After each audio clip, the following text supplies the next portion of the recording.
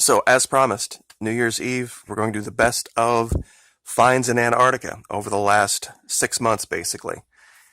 I thought a good place to start, I don't have these ranked in any particular order. I'm just going to try to go roughly chronologically from my first finds to the most recent. But the only exception to that being this. Given that it's New Year's Eve, I'm sure a lot of people are going to be watching the ball drop. And, of course, I believe that's done in Manhattan, Times Square. This area of Antarctica looks strangely a lot like the island of Antarctica, kind of an isthmus that protrudes out, and we see some things that look like very, very artificial port structures. This one particularly, but then also these what look like intersections, like you would see in any major city, especially this area down here. You see a structure with roads that look almost exactly like what you see in Manhattan in Times Square. So it's just very, very odd. So I thought this would be a good place to kick it off. I will, of course, put these down in the description, all of these locations, so that you can look at them for yourself. But we're going to start up in a different area where I found this thing underwater, and I labeled it cone-shaped anomaly. And by itself, you would not think that it was anything strange. It just seemed to have this very odd protrusion that comes up off of the seafloor. Well, not very much later, on the complete other side of the continent, I found the exact same structure here. So this was one of the things that really piqued my interest, was this. How you could have two literally identical structures on two completely different parts of the continent made me think that maybe there was something else down here. The next thing that I have labeled is, I just labeled it Tentacle because it was what it looked like. But the more I look at it now, it almost looks like some type of an albino serpent on this island. And it just doesn't look like rock or ice or snow or even natural. And to, real quick, we will do a measurement. In feet, it's going to be kind of hard to measure, but from here to here, it's 50 feet for this first section, and I guess from here down to here is about 70 feet. So I guess stretched out, we can just kind of ballpark 120 feet long. And who knows, I know that would be a big serpent, but we've heard stories from around the world of serpents not quite that large, but pretty close. All right, the next thing was something I've just labeled turtle shell. And it looks exactly like some type of a structure someone has built underneath the ice here. And on this left-hand side, what looks like there is a very clear entry. Just protruding up through the ice. I'll do a measurement on this too, just to give an idea of how big across this is in feet. 568 feet across, and I guess we'll do for our European folks 173 meters. So it's a very large structure. All right, the next thing that I have is something that I labeled Serpent Near Portal. And let me see if I can get that to pop up here. Once again, these aren't in any particular order as far as importance, but I'm just kind of going through how I found them. Now what it looks like is it's just frozen in ice. It looks like the skeleton of a serpent, and when you zoom in up here, you can clearly see there's a head, and then there's this long spine. And this area here, when I first noticed it, I didn't think much of it. These striations right here that go this way. But in another area, I found something else that looks almost identically like a serpent. And in the same area, in relation to the head, I find the same thing. And it's not really chronological, but I'm going to jump there now, just to show you them in proximity.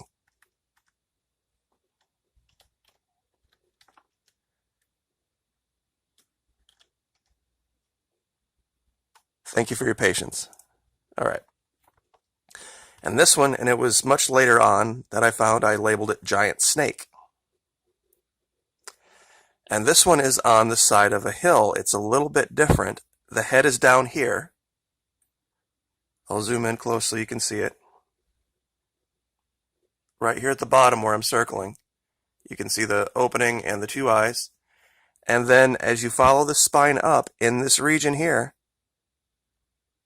we've talked about these winged serpents that people have reported throughout ancient history, and here it is again, this exact same shape. Now, distance-wise, these are two very different size structures. This one's only about 400 feet, the other one is about 1,000. So it's not a for sure, but it's definitely very curious. The next place we're going to go is something I labeled pyramid generating heat, because you could see it coming through under the ice.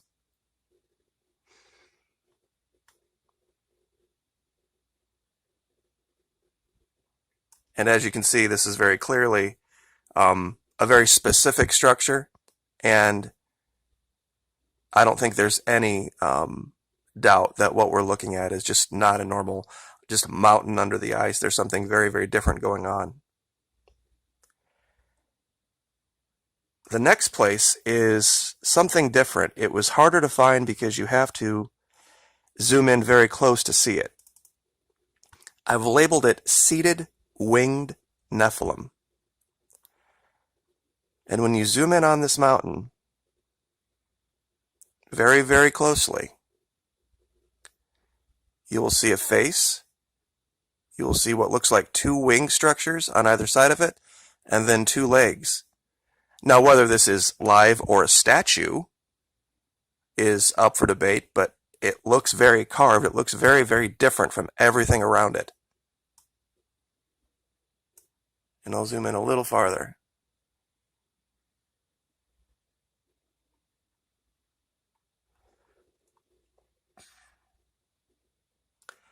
Alrighty, I have also talked about during this investigation the tricks of using perspective and time and finding the high-res layers, and also using light, where you can turn the light up, turn the light down to adjust the contrast.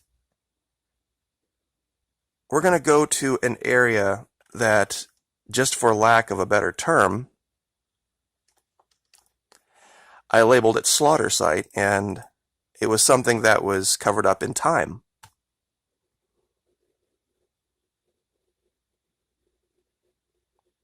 See, here's what it looks like in one aspect of time, and here's what it looks like in another. Now, a lot of people have come and said, well, this is definitely evidence of man-made activity. I don't doubt that, and some have said that the red is diesel antifreeze. I don't know. I've seen diesel antifreeze before, and I've seen red diesel antifreeze before, but it's never been this color.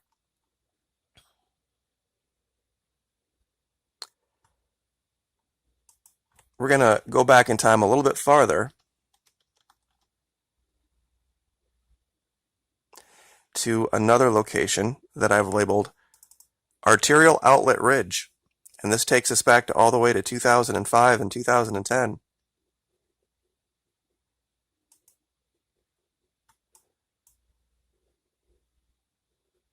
And there's 2 or 3 sites like this that just show up with this massive purplish red glow.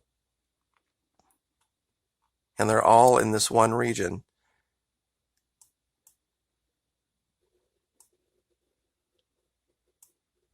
This was actually the thumbnail for one of the more popular Antarctica videos right here.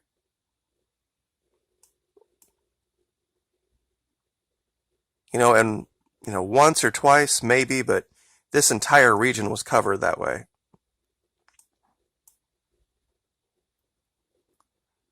Actually, I think this was the the thumbnail. So we'll move on from there. Give me 1 second to flip my notes over. And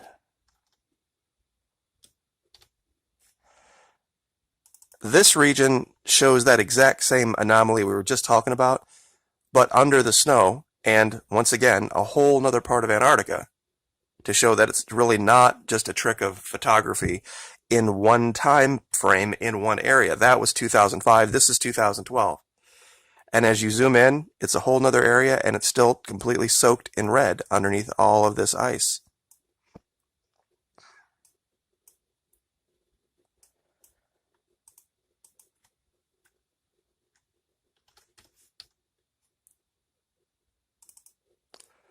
Once again, we're going to go to a whole nother area and see it in a different aspect.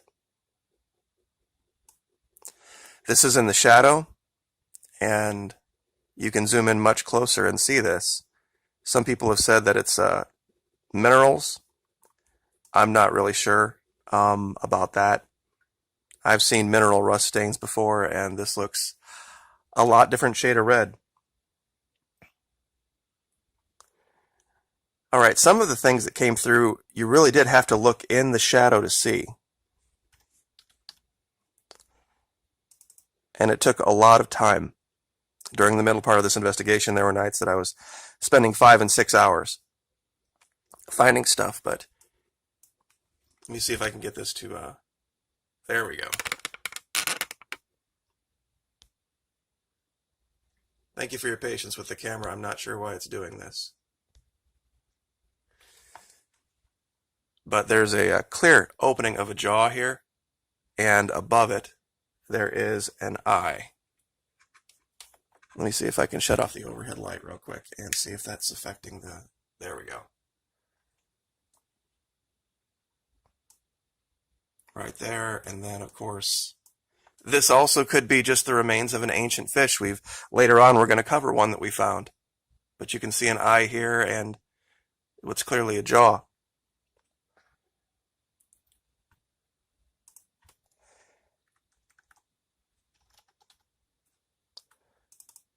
This one I've labeled Threshold to Agartha,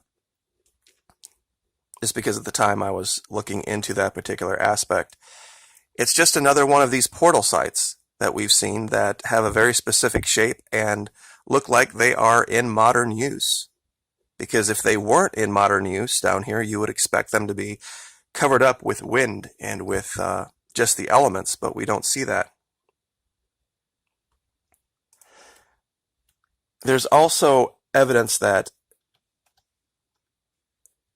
the folks who either were living down here or are living down here had some type of a spiritual life. And I found this area here that it's pyramid shaped here, and you see these planets, or what look like perfectly round circular objects circling it. If you would zoom out and think of the 3D imagery of this. And I've also talked about this cobbling, and this isn't really a site per se. And a lot of people said it's natural, that it's volcanic. Well, let me show you this, guys. You're telling me these exact, straight, perfect lines that are hundreds of feet long are natural? Especially when you look at it next to here. Because some areas it's not. But these are very clearly stones that were laid for a specific purpose in a specific area, in direct proximity to something like this. Alrighty, let's see, where are we? Alright. Found an 8-sided pyramid. And a lot of people don't know the Great Pyramid of Giza is actually 8-sided. Each of the 4 sides is concave. And we see that structure here where you can see the direct line right here. And this side over here would have 2, this would have 2, and this would have had 2. It looks like they just didn't finish it. Something happened. There's over 90 active volcanoes in Antarctica, so it's probably not out of the realm of possibility that something happened down there to make the continent uninhabitable, at least on the surface. 2004, Christmas Day, there was an earthquake in the Indian Ocean, killed 300,000 people. So natural disasters can do this. All right, we are almost there. Now, the next one caused a lot of controversy because I labeled it Frozen Water Monster. And it still looks like that to this day, to me. That there's clearly a great deal of melt going on down there, and when you look at this critically, you can see the head, you can see the body, you can see a fin, and in the area you can see areas that look like blood. And I've gone to this and left and come back and left and come back to see if I'm just seeing things, but every time I come back, it's clear as day what this is. And it's big, it's 600 feet long. All right, the next thing, another, of course, controversial site, was something I labeled Cobbled Pictures on a Hillside. It's where there are three very distinct bird images, and we know that ancient man worshipped a god named Thoth, who had the head of a bird, and we see a person here, what looks like a kneeling person. You have the feet, the legs, the body, the hands, something here, I'm not sure, but here's a bird with its beak. Here is, of course, another bird ready to take off with its beak.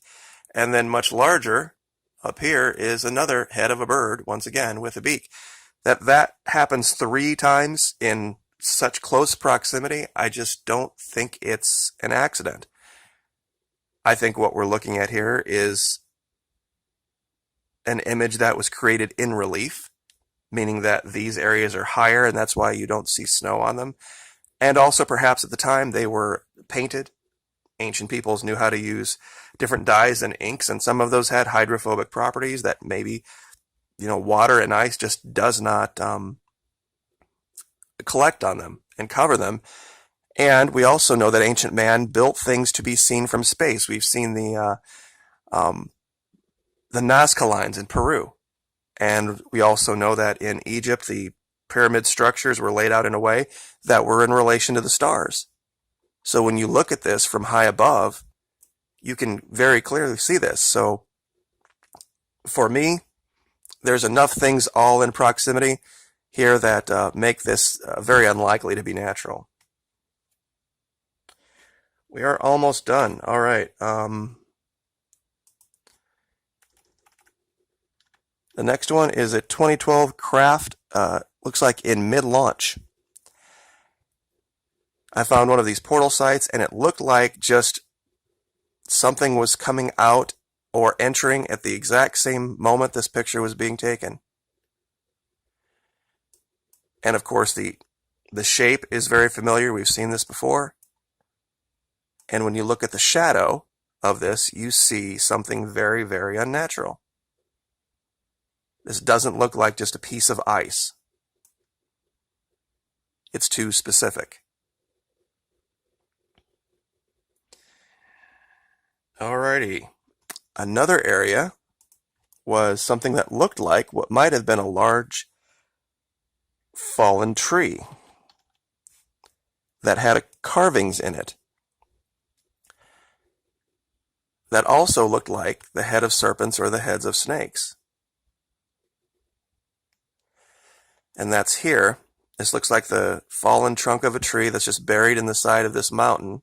I'll give you kind of an overview where it's broken off here. And as you look, you can see a head here. You can almost see one here, and there's a smaller one here.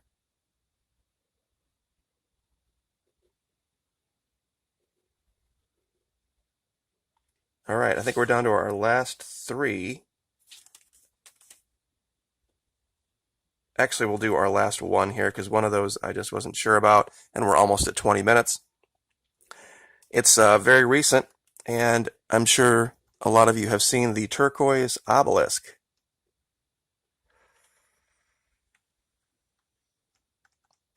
Let me see if I can find it real quick here. There it is.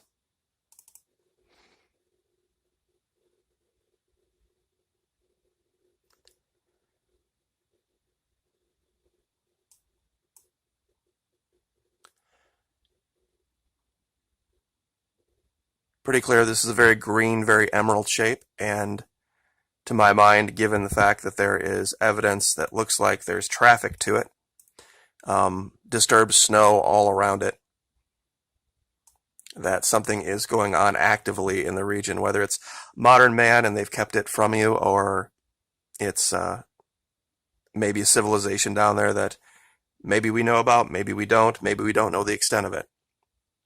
So those were the top 20. But thank you very much for the support. This year has been absolutely amazing. I'm humbled. I really am. I never thought the channel would grow to this level. I know there's channels that are a lot bigger, but it's really something that I don't know how to say thank you enough. Over at Patreon, we've given away over $5,000. Well, I should say over $4,000. The last 4 drawings are the first 4 days of this year. It'll be the last $50 drawings that we have. But thank you for sticking with me. We're going to keep an eye on Venezuela. We're going to keep an eye on South America. Tomorrow, Bolsonaro, the new president of Brazil, gets inaugurated. The new president of Colombia gets inaugurated officially tomorrow as well, the Von Duque. It's not until the 12th, though, of January that Nicolas Maduro gets officially inaugurated as the president of Venezuela. So the next 2 weeks might be very interesting. So keep an eye on that. But God bless. And as far as tonight and celebrations go, we have talked about psychological operations a lot at the Patreon channel. 2 of the worst psychological operations that you can ever run yourself are leaving your loved ones wondering why you traded your life for the cost of an Uber ride, driving drunk. And also, if you would end up killing somebody, having to live with the idea of having killed somebody for the cost of an Uber ride is also a terrible psychological operation that there is no cure for. So just keep that in mind.